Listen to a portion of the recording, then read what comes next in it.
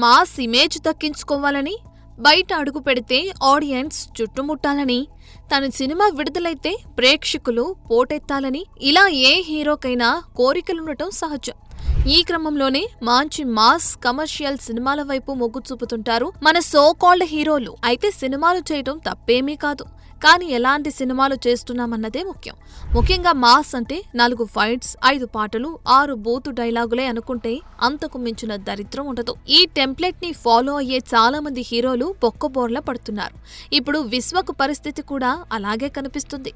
అప్పుడెప్పుడో ఫలక్నామా దాస్ సినిమాతో వచ్చిన మాస్ కా దాస్ ట్యాగ్ తో ఇప్పటికీ నేను మాస్ హీరోనే అని తిరుగుతున్నాడు ఈ కుర్ర హీరో.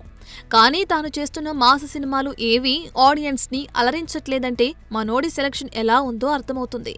పాగల్, దాస్ కా Dhamki, gangs of Godavari, mechanic Rocky ఇలా ఏది ఆకట్టుకొని పరిస్థితి. కానీ మాస్ మంత్రం పాటించకుండా చేసిన ఈ నగరానికి ఫలక్నుమా, హిట్, గామి, అశోకవనంలో వంటి సినిమాలే విశ్వక్ కి మంచి పేరు తెచ్చాయంటే ఖచ్చితంగా తనకి ఎలాంటి కథలు నప్పుతాయో చెక్ చేసుకోవాల్సిన అవసరం ఉంది. కాదు కూడదంటూ ఇలాగే మాస్ దోస్ ధోరణిలో వెళ్తానంటే ఆడియన్స్ ఈ హీరోని మర్చిపోవడానికి ఎక్కువ సమయం పట్టదు కూడా.